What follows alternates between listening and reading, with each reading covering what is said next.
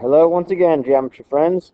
We are on Unit 5, Lesson 2. We're going to talk about altitudes inside of right triangles today. So, an altitude, if you remember, is a segment of a triangle that goes from the vertex and perpendicular to the opposite side, or to the segment determined by the opposite side, because sometimes the altitude may be outside of the triangle, sometimes it may be inside of the triangle. So what I would like you to do is get your compass and get your straight edge and draw the altitude GH. So you're going to construct a line perpendicular to EF through point G. So that means you're going to take your compass, put the compass needle on point G, and swipe an arc that intersects EF somewhere. And from that arc, you'll hit 2 points of intersection. You'll do the perpendicular bisector of those 2 points of intersection, which would then end up creating your altitude. So pause the video, make that construction, then come back. So as you can see, I made a swipe with my compass, intersected side EF, and from those 2 points of intersection, I made a perpendicular bisector, showing intersecting points above and below the line. Both the altitude goes from G perpendicular to the opposite side. So that point of intersection we're going to label point H. And now we're going to prove some similar triangles. Be a nice similarity review for us. So we are going to prove that the product of GH times itself is equal to FH times EH. So in order to do that, we need to figure out what kind of triangles do we need. Not what kind, which triangles we need. So I got some given information there for you. Right triangle EGH F with FG perpendicular to EG, so that we know which sides are perpendicular to which. That means we know that we're going to have a right angle eventually. And I also added in the given that angle F is congruent to angle HGE. So, with that information given, we know perpendicular lines form right angles. And since GH is an altitude, by the definition we talked about on the front page, if GH is an altitude, then GH is perpendicular to FE, so the altitude is perpendicular to the side from the vertex. When they told us that we have an altitude, we have to translate that altitude information into the perpendicular lines. And once we know that we have perpendicular lines, then we know we have right angles. So angle GHF, GHF, GHE are both right angles because perpendicular lines form right angles. All right, getting that written down? So if you look at what we're trying to prove, GH times itself, that means GH has to be a different side from two different triangles that we are proving similar. So in this diagram, it looks like there are three right triangles. There's FGE, the big right triangle, and then left side FHG, and then right side EGH. Out of those three, which two do we need congruent? Well, we need two triangles where each one has a side GH. So that means we're going to use GHF over here. Get that similar to GHE over here on the right. What we just have finished with our first couple of steps is that we have right angles in both triangles. And we know that all right angles are congruent. The given information told us that angle F is congruent to angle EGH. So once we have the right angles congruent with the given information, we now have enough to say the triangles are similar by angle-angle similarity based on how we did our last unit proofs. And then if you look at what's supposed to be the end result of the cross product, working backwards, we can set up the proportion. Since GH will be multiplied times GH, they are diagonal from each other in the proportion. And that's because corresponding sides of similar triangles are proportional. Then we will cross product property our way to our final answer. So what we have here is a right triangle, and then the altitude drawn in from the right angle creates an equation where the square of the altitude is equal to the product of the two partial segments that the altitude created out of the hypotenuse. So in the original right triangle, we had FGE, one big right triangle. What happened, and what we just showed in this proof, the original hypotenuse, when intersected with the altitude, created two parts of that original hypotenuse. The square of the altitude is equal to the product of those two parts. That's what we just proved here. So now let's apply that to this setting and solve for our altitude.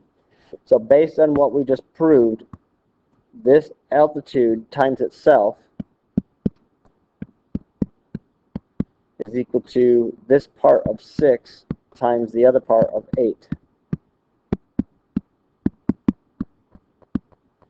Now, the reason why we did 2 days of radical work is because at this point, what I have to do is square root both sides so we can solve for y. And you need to know how to simplify your radical in order to get to your final answer. So why don't you pause your video, simplify the radical 48, and then come back when you have your answer.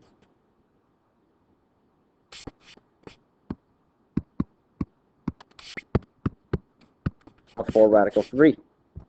All right. So now you're going to turn the page. Oh, not turn your page yet. I have to turn my page. Let's do another proof. This time we have right triangle EGF again.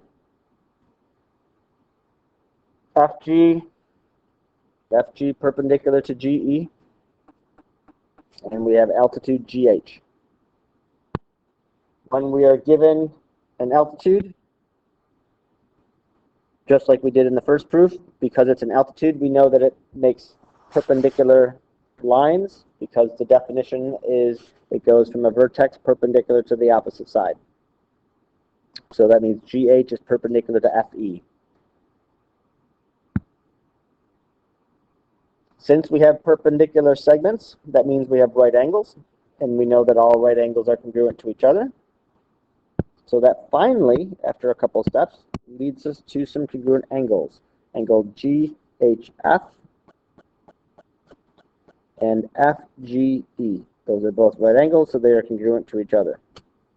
Now, we're looking at what we are trying to prove congruent again. We have GF and GF. So that means this side has to be used from two different triangles. One of them will be the original big triangle, and the other one will be the smaller left side triangle.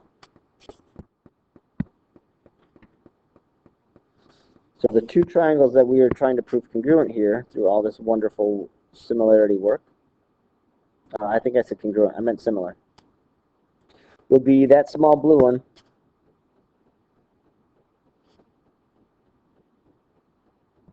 and then the given large triangle FGE. If we want to prove those two triangles are similar, we already have a right angle in each one of those triangles that is congruent. So then we need a second angle for our similarity. And our second angle will come from angle F being reflexive. Both triangles use angle F. And now we have our two triangles similar. Once we have the triangles similar, we know we can set up the proportion. And then once we have the proportion, we can use cross product property to show another similar type of, but not exactly the same as, calculation like we had before. So pause the video if you need to finish writing in your proof. I'm going to start explaining what we just did. So if GF times GF, so that's this side times itself, is equal to the product of FH, which is part of the original hypotenuse, but not the whole thing, just part of it, times FE, which is the full original hypotenuse. So the leg of our right triangle, when squared, is equal to the part of the hypotenuse that touches that leg times the full length of the hypotenuse of the original right triangle. So we are going to use that calculation, and we are going to solve for x in the example at the bottom.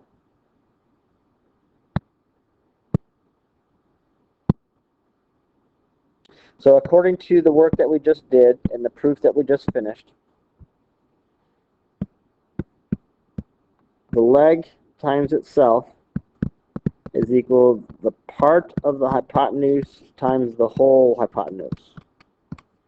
So the leg we were referring to here is the x. The part of the hypotenuse that touches that leg is the 6. And the whole hypotenuse of the original right triangle is 14. So you go to your calculator and do 6 times 14. Then we have to take the square root of both sides. Then you have to use your simplification skills to reduce your answer. So you can pause and do that.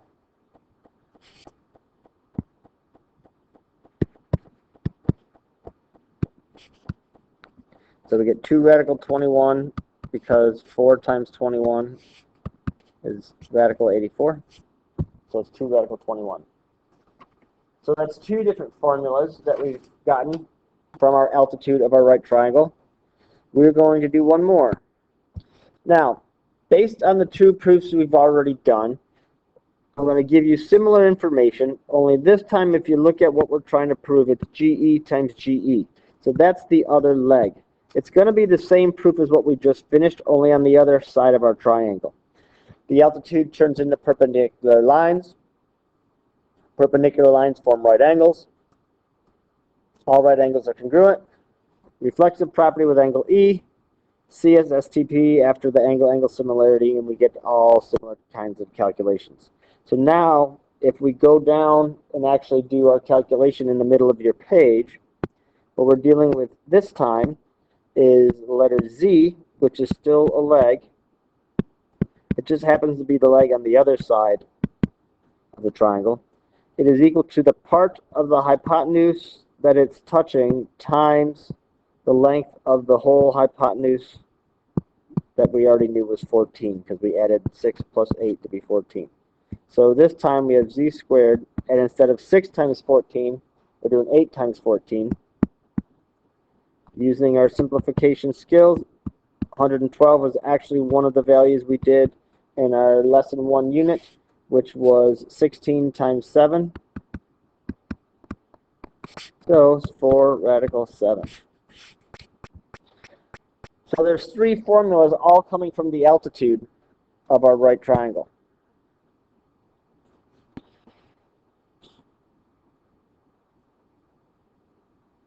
Three relationships that we can use to solve for some of the missing segments.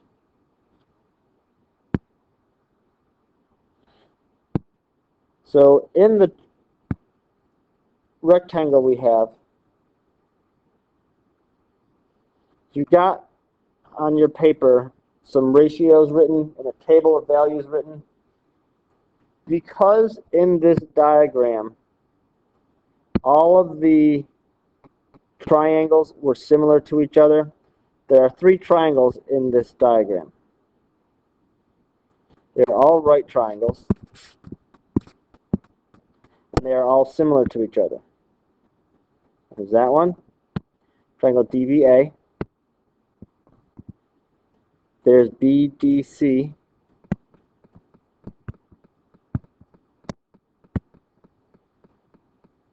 And then there's the original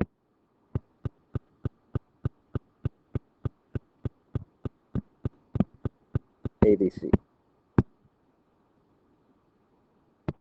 So if I were to take those three triangles and maneuver them around,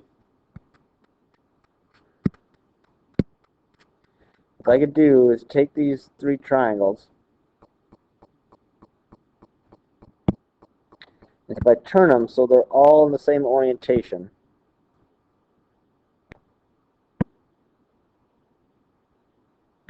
this one I'll have to flip.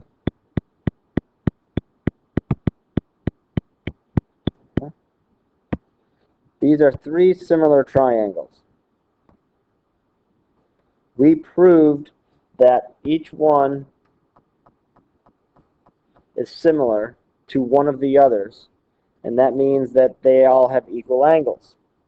They all have a right angle, and they all have reflexive angles, and then same angles as each other because they're similar. If they are similar, then all the sides have equal ratios. So what's going to happen with these three separate triangles, they are all similar, and the ratios and proportions that can be made from those similar triangles will lead to some formulas, and that's what the table on your page is showing. If you compare in triangle ABC, which was our original large triangle, that was C up there, and then right angle D,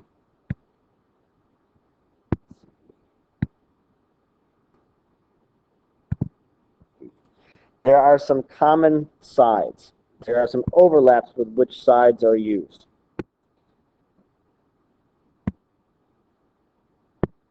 So side BD, which is our altitude, is a leg of the smaller triangle on the right, but it is the base of the bigger triangle on the right. So the altitude that we drew in is the longer leg for the smallest triangle, but it's the shortest leg of the middle triangle. So the table that you see on your page that says triangle ABC, triangle ADB, triangle CDB, short leg to hypotenuse is a comparison of these lengths. Long leg to hypotenuse is a comparison of those lengths. Because for each one of these triangles, there is a longer leg, there is a shorter leg, and there is a hypotenuse length. That's three different sides. Short leg, long leg, hypotenuse. And we have that for all three triangles. Short leg, long leg, hypotenuse. And then over here, short leg, long leg, and hypotenuse. So if I do a ratio of hypotenuse to hypotenuse, the ratio would be the same for all three triangles. We can start using these relationships to generate formulas and eventually come up with calculations. So through all that explaining and mumble jumble and mumbling that I've been doing, what we end up with is the couple shortcuts. With the diagram that we have, AB in our diagram is one of the legs of the original big right triangle. So when I say right triangle, what I'm referring to is the original giant triangle ABC. That is the right triangle that I am referring to. When I say hypotenuse, I mean only the hypotenuse of that bigger right triangle. Okay? So my hypotenuse length is that full length x plus y. For the other sides I'm referring to of that big yellow triangle, I have a leg over on this side and a leg over on this side, and then we have the full hypotenuse along the bottom. When we drop the altitude to hit that full hypotenuse, it split that hypotenuse into two parts.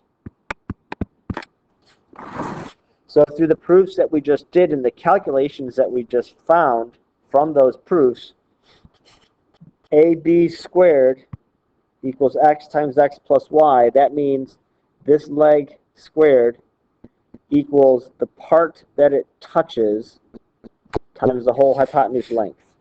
And on the other side, the other leg, CB squared, is equal to the part that that touches times the whole hypotenuse length. And then in the middle, the altitude squared is equal to the product of the two parts. So those are the three formulas that we just proved, and those are the three formulas that we just used to do some other calculations. So verbally, what you can remember is the altitude squared equals part times part. The altitude squared, in this case z squared, equals part times part. That was formula number 3. Z squared equals x times y. Altitude squared equals part times part. The parts of the hypotenuse. The altitude squared equals part times part. For both of the other two formulas, formula 1 and formula 2, the phrase would be leg squared equals part times whole. And it doesn't matter which leg we use, you just need to adjust which part you're using. So if I use leg number 1, then I'll use part number 1. If I use leg number 2, then I'll use part number 2, because they are on either the left side of the triangle. Leg 1, part 1 are both on the left. Leg 2, part 2 are both on the right. But they still would be leg squared equals part times whole. Leg squared equals part times whole. So now what we have to do is put this into practice and then practice and then practice and make sure we understand and get it and can do it. So, according to what we just talked about, what we're dealing with or seeing here in example A is we have the altitude drawn, we have the left part of the hypotenuse, and then the right part of the hypotenuse. So we use altitude squared equals part times part. So that means 15 squared equals 9 times k. So you can get your calculator out, do 15 squared, which is 225. Then you can divide both sides by 9 and get your k value to be 25. With number 2, the second one here, because we're dealing with the leg of the original big triangle, it's leg squared equals part times whole.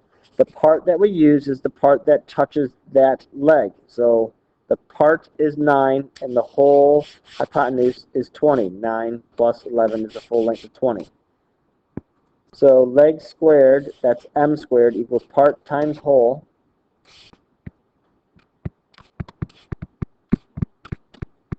Nine plus 11 is 20. 9 times 20 is 180. And then you simplify the radical, which comes from 36 and 5. So our final value of m is 6 radical 5.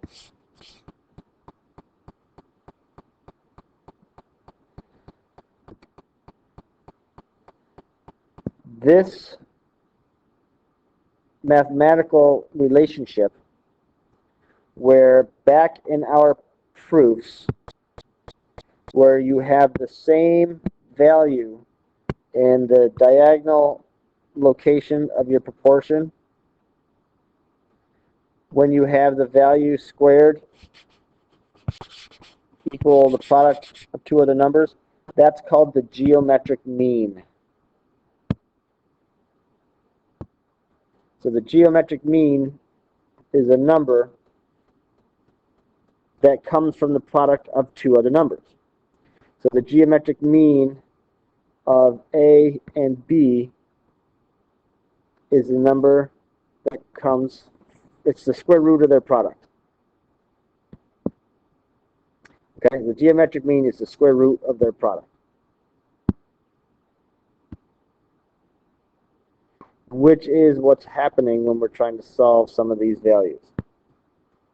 So the altitude is the geometric mean between the segments in which it divides the hypotenuse. Because we would have to, in order to solve it, we'd have to take the square root after we multiplied the two values together. And that means the length of either leg is the geometric mean between the partial piece of the hypotenuse and the full hypotenuse length. So how does this actually work when we're outside of the situation of numbers? The geometric mean between 20 and 5, what you'll do is, theoretically, we could set up the proportion where the diagonal pieces are both an x, and then 20 and 5 would be the other parts of the hypotenuse, of the proportion. Then when you cross multiply, you get basically what we were doing before. It looks like altitude squared equals part times part, and then you just multiply and simplify.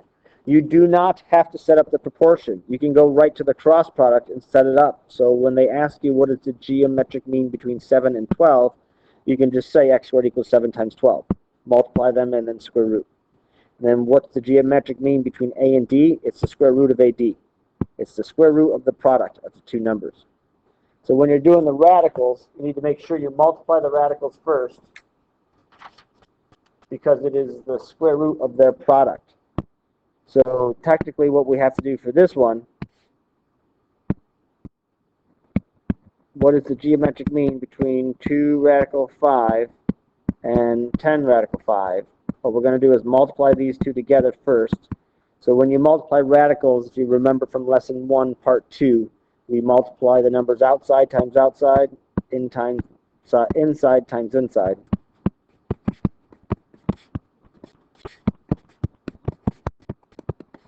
So the 2 times 10 is 20, 5 times 5 is 25, square root of 25 is just 5, 20 times 5 is 100, so our value is 10. That was really fast and probably confusing, which is why you're going to go and practice some of these with the problem set, and tomorrow's lesson we'll practice some more. So watch the video as much as you want. Bring questions for when you see me again, and I will talk to you soon. Take care of each other. Be safe. Bye.